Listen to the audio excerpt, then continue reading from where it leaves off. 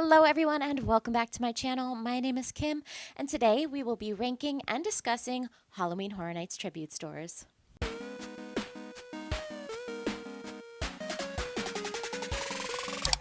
Yes, it has been a while since my last upload, but if you're subscribed, you'll know that I am always uploading on my Shorts tab. So check that out if you're interested in more content from me. I am currently trying to do everything that there is to do at Walt Disney World, and we're halfway through the year, and I'm halfway there. I also upload on TikTok at ShoddyContent, so check me out there if you're into that kind of thing. I promise I am trying to get back into the swing of things in terms of longer form videos. This channel is a passion project of mine, and if the passion isn't there, there tends to be no project. So in order to ease myself back into the routine of making long form videos, I'm trying to go a little bit more simple today, less research and scripting and all of that. And I figured, why not just start ranking some of the tribute stores? I mean, 'tis the season for HHN announcements after all, isn't it? We've already gotten 2 for the new year, Jack versus Oddfellow and Sinners, both of which I'm super excited about, but they haven't made any more announcements as of this recording. I anticipate with Spooky Empire this weekend there will probably be a new announcement. I'll insert myself here if they do. But yeah, Halloween Horror Nights tribute stores. I'm going to do some ranking, talk about them. If you're into that kind of thing, continue watching, leave me a like, yada yada. Here we go. Okay. First of all, let's talk a little bit about the history of the tribute store, and then I'll rank the tribute stores from 11 to 1, starting with the worst and ending with the best. So what the heck am I talking about? What is a tribute store? I am going to read off this official Discover Universal blog to help explain. I've linked it below if you want to read it in full. It's very good. This was written in 2020 at the 5-year anniversary of the tribute store. Quote, for the past 5 years, Robert Cometti and his team have been transforming the horror into an interactive shopping experience that has come to be known as the Halloween Horror Nights tribute store. Rob is quoted in the article saying, quote, the tribute store was born during our 25th anniversary when we were asked to create a retail experience that housed the full assortment of HHN products in one location. So we put together a retrospective prop museum celebrating 25 years of HHN and brought back many iconic props and set pieces that fans could use as photo ops during their shopping experience. End quote. So the tribute stores began as an homage, a look back at all of the fantastic HHN memories during the 25th anniversary. But since 2015 and since 2020, when this article was written, it has become so much more. 3 to 4 times a year, Universal overlays the tribute store to fit the season. Mardi Gras, Halloween Horror Nights, the Christmas holiday season, and on occasion, there is a summer tribute store. There have been approximately 30 tribute stores since they were first introduced, and we'd be here forever if I focused on all of them. So today, all I want to do is talk about the Halloween Horror Nights tributes, and maybe in the future, if y'all like this video, I will rank the other 20 or so tributes. So, without any further ado, let's get into number 11. Number 11 spot goes to 2025. Yeah, this tribute store was terrible, mostly because of the location. Due to the Hollywood Rip Ride Rocket construction, it was most likely unsafe for the tribute store to be in its usual Macy's location. Instead of putting the store in the alternative location over in Hollywood, someone had the grand idea to close the arcade that is attached to the Mummy gift shop, Sahara Traders, and put the tribute store there. Now, obviously, I don't blame creative for that choice. They did do their best with the space that they were given, but it wasn't good. The theme of the store this year, which only had 2 rooms, thanks to the location, was a museum of antiquities, which makes sense given the location of the Mummy gift shop is a museum. Guests could enter through either the arcade or the Mummy gift shop entrance and come face to face with such artifacts as the Poseidon statue straight out of the former IOA retraction, the Scroll of Thoth, and the Pythos of Epimetheus. Along the walls were paintings, tributes to past HHN icons and current HHN house IPs. Above the photo registers in the Mummy gift shop, a silent movie played out the story of the collection of artifacts for the museum. There were also plaques throughout the museum giving backstory to the exhibits. There were also a ton of Easter eggs for guests to find throughout. Unfortunately, due to its small size and awkward location, it was difficult to really spend any time or linger in the store. The tribute store usually has a high traffic problem, but this year was another level, what with the Mummy's ride dumping 16 to 32 guests into the space every minute or two. I really hope we don't see this location used ever again, though I am a little bit nervous for the 2026 Halloween Horror Nights season, what with the Fast and Furious roller coaster construction ongoing this year. The 10-year anniversary store last year deserved way better, and unfortunately, that is why it is placed in the 11th spot. Now, moving on for spots 10, 9, and 8, I'm going to consolidate it into one section, mainly because they're all in the bottom spots for the same reason. Number 10 is 2017, number 9 is 2016, and number 8 is 2015. It's not that these tribute stores were bad, they were just the originals, in that they don't embody the spirit of what we have come to expect the Halloween Horror Night tribute store to be. The early iterations of these stores were very simple.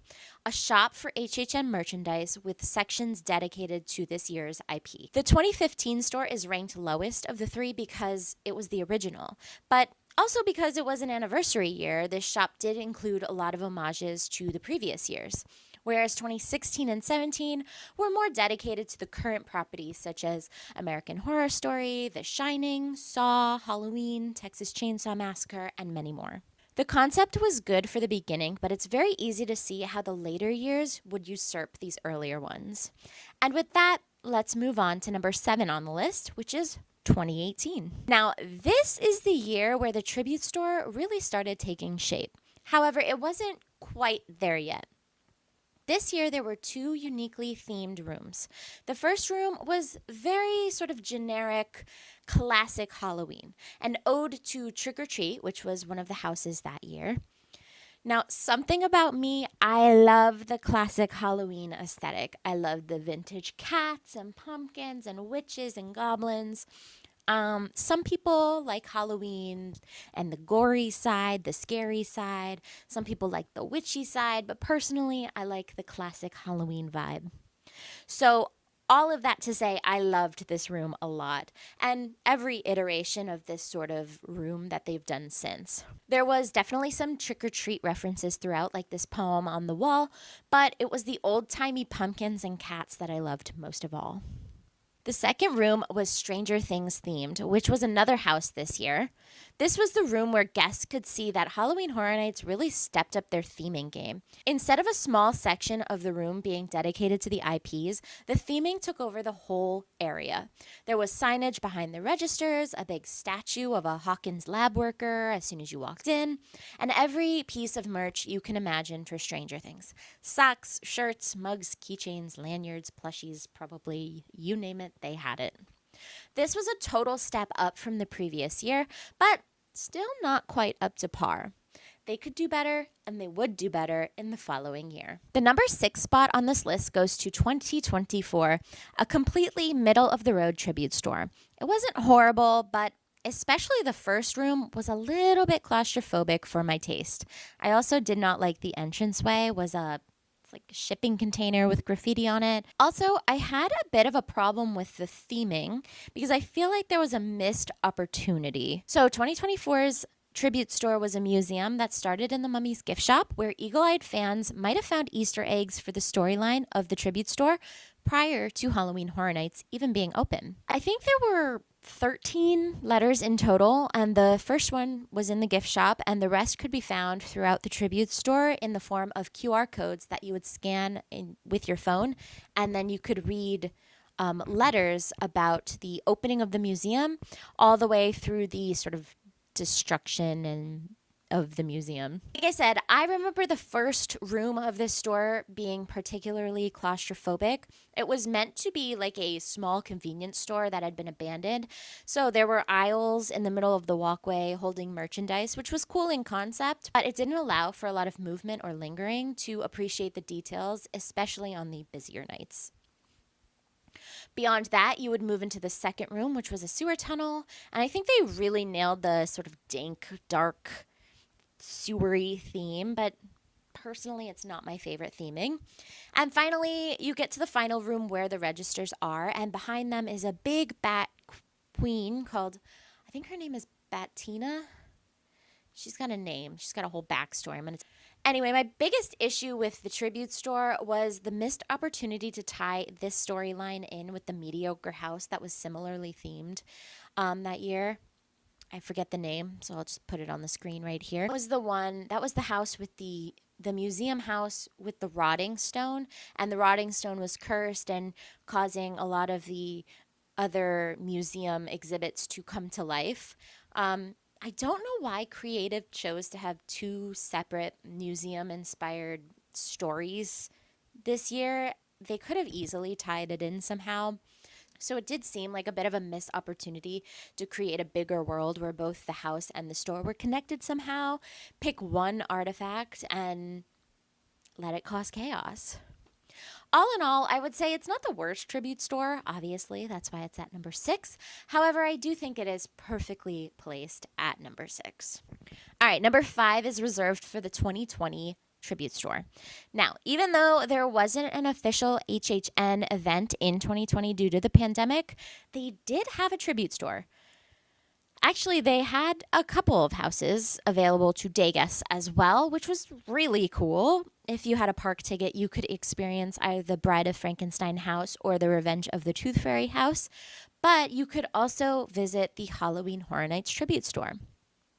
I really liked this store, and that's because it was supposed to be the 30th anniversary event. Of course, one room had to pay homage to the past events, but I really liked the other 2 rooms as well. The facade was truly beautiful. As you entered, it was like you were entering the burnt-out shell of Frankenstein's mansion, which makes more sense as you enter the first room and find yourself in Frankenstein's lab, complete with the monster in the dead center of the room. The second room was a nod to Oddfellows Carnival, who we wouldn't hear from again for another 3 years. You feel like you're under the big top tent with fall leaves coloring the area. There's a statue of Jack in the corner, along with posters for past events, as well as artwork with all past icons. The pumpkins that usually could be found in the trees of Central Park were relocated to the store this year. In this room, you could find a lot of old Halloween Horror Nights memorabilia, as well as some vintage HHN merch. The one part of it that sticks out the most to me is the final room, which was Beetlejuice themed. The details were immaculate. So many great photo opportunities in this room. The snake on the staircase, Dante's Inferno nightclub, the Here Lies Beetlejuice gravestone, and a ton of amazing props from the movie that paired perfectly with the Beetlejuice house that most guests wouldn't get a chance to see until the following year in 2021, when the Beetlejuice house was open for the event. The number 4 spot on the list is for 2019. Now, 2018 was when things started to take shape, but 2019 was really the first year Creative locked in and delivered an incredible tribute store experience. 2019 was definitely one of my favorite years of Halloween Horror Nights of all time.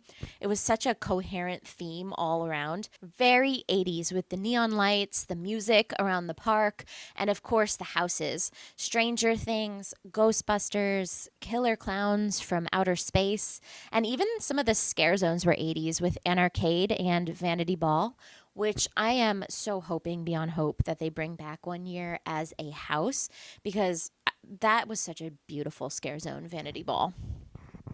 But back to the tribute store. This year, the entrance was through the mouth of a vintage-style Halloween cat. Once you step inside, you are appropriately transformed to an old-timey carnival. Posters all over the wall and a ticket booth, but the first room as you enter is Ghostbusters themed. Much like the Beetlejuice room in the following year, the creative team really nailed the Ghostbusters theming here. There are lockers and the proton packs are hanging on the wall within them. Their uniforms are covered in slime and ectoplasm. You can even see the open refrigerator, a photo op with the Slimer logo, and just a ton of other props from the franchise that guests love. In the second room, guests came face to face with a Demogorgon. That's right, for this second year, the tribute store featured Stranger Things, but this time, creative went bigger and better. Instead of a lit room with a couple of props and statues here and there, the theme was absolutely everywhere this year. They really got the mood lighting correct. The walls were covered in vines and the season 2 drawings of the tunnels that Will does while he's under the control of the Mind Flayer. The detail that really made you feel like you're in the Upside Down, though, was the dust particles that they managed to have floating throughout the room. I'm not sure what they used for it, but it was just an added level of detail that elevated the experience. Okay, now we're getting into the top 3. These are the cream of the crop, in my opinion. You don't have to disagree in the comments. That's fine. Number 3, 2022. As I mentioned before, the Halloween vintage, kitschy, old-timey retro aesthetic is my jam. And this store had that theme in spades. My friend Jose makes fun of me all the time because when we walked through it originally, I got really excited about the track on the floor. And now he can't look at a vintage style Halloween cat without bringing it up. Because the main theme for the store that year was an old-fashioned carnival dark ride that takes you first through a pumpkin patch, then through a spooky cemetery, then through the witch's cottage before finally leaving you off in haunted Hollow Hills. The way that all 3 of the rooms tie together to create a cohesive story of one dark ride is absolutely amazing. I love this so much. I love that it's kitschy and campy and very elementary school with plastic pumpkins and paper decorations on the wall. There are so many pumpkins in the first room, which makes sense because it is a pumpkin patch and they have all of these silly Halloween faces. It's just so nostalgic. The cemetery scene had fake gravestones and pop-up ghosts. So kitschy. Loved that one. That's why it's in my top 3, though. But there are still 2 better Halloween Horror Nights tribute stores than this, so let's talk about them. My number 2 favorite tribute store is 2023. Now, Halloween Horror Nights 2023 tribute store was probably the best facade that they've ever had. It was themed as a comic book shop, and inside it was nuts. It was like you entered a comic book. Well, 4 different comic books, as a matter of fact, all under the title of A Tribute to Terror. The artwork was absolutely fantastic in all of the rooms, from the flat 2D art panels all the way to the 3D sculptures at the far end of the room, the end of the story. So the first room is called Grave Consequences, where a couple of guys are going through the cemetery looking for graves to rob. But they end up finding trouble as skeletons come to life, and they end up reaping, well, their consequences. The second room brings us to False Idols, which is a Boris Schuster story. I do not have time to get into all of the Boris Schuster right now, but I will gladly do that in a future video if you'd like. Just know that he is a long-running original Halloween Horror Nights character who has been in the canon since 2008. He's a noir detective, and so in this comic, we find ourselves in his black and white story of the 20s. It's very gloomy, detective, pulpy comic. In the third room, we see the comic Pay Up, which takes place at Jim's Diner, where a couple of sneaky patrons try to dine and dash, but this is a horrible place to try and dine and dash because Jim is like a demon, and he will make you pay for your meal, one way or another. In the final room is called The Eyes of the Reaper, which is where the guests find themselves in a dark alleyway of the 1800s England, a place that has been terrorized by a murderer with glowing red eyes. You can find him standing at the end of the store, just above the registers. It's the Reaper. I can't even imagine how long it must have taken for the artists and the storyboarders to come back with this immaculate artistic experience. Truth be told, I wanted this store to be my number one because it is kind of my personal favorite. I'm so impressed by it. However, I realized that there is a store that is slightly better in terms of what a tribute store can and should be. So, without any further ado, number one on my spot goes to 2021. Now remember, there was no Halloween Horror Nights during COVID in 2020. So that means what was originally the 30th anniversary in 2020 now became the 30th anniversary in 2021. There was an overarching story this year, and decorations are always stellar. I don't think it was as good as some of the other years. However, 2021 did do one thing that none of the other tribute stores had done yet. It took a unique story with well-decorated set pieces and combined them with the props and memorabilia from past events, blending the new and classic. I anticipate that they'll have something similar this year in 2026, as it is the 25th anniversary and Jack the Clown is back. However, as of right now, this is the first year to do it. The earlier years paid homage to the past, but without a cohesive story, while other more modern iterations of the store have a beautiful set without much reverence for past events. The ability to bring those two concepts together without clashing makes it worthy of a top spot for me. So, let's get into the 2021 tribute store. You walk through a beautiful haunted house facade, which I really liked, and you enter what appears to be a haunted house, or at least a Victorian home, with pictures all over the walls in black and white. We enter the foyer, which is open and grand and has a big bear statue in the center and a stairway that leads to nowhere.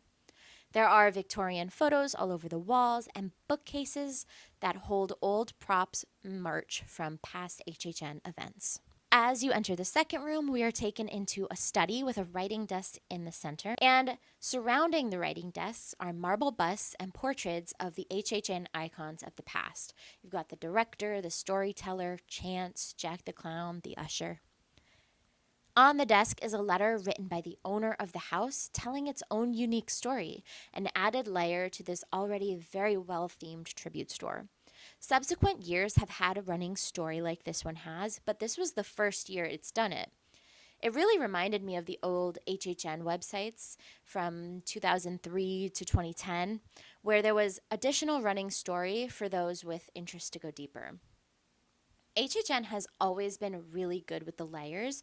You can enjoy the event on the most surface level and just go, have a couple drinks, hit a couple houses, and head out for the night. Or you can go multiple times every year and really dig deep into the lore. And I think that's one of my favorite things about Halloween Horror Nights. I think 2021 was the first year where they allowed guests to submit pictures for a fee and get their portraits on the wall, which were placed in the hallway between the second and third room. The third room was outside, and it had a wagon for Shady Brook Home for the Criminally Insane, which is a callback. There are a ton of houses that take place in Shady Brook, which I will probably do a future video about. The final room is like a horse stable, and this is where they had the snacks, both savory and sweet this year. It also led to the registers where you could buy all of the lovely merch from this year's event. All in all, this is a pretty simple theme for a tribute store, especially when you consider how heavily themed the previous 2020 tribute store was. However, what it lacked in big scale props, it makes up in nostalgia and storyline. And that's why ultimately I had to give this year, 2021, the number one spot. Although it is a very close second, 2023. And that's all. That's my tribute store ranking.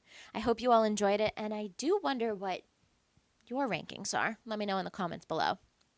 I'm going to try and start getting into more Halloween Horror Nights content and just content in general. I mentioned a couple of different video options in this video, and also, I still have to finish those last two From Attraction to Live Action videos.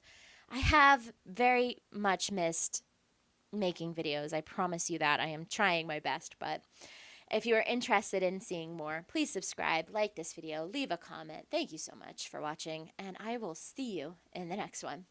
Bye!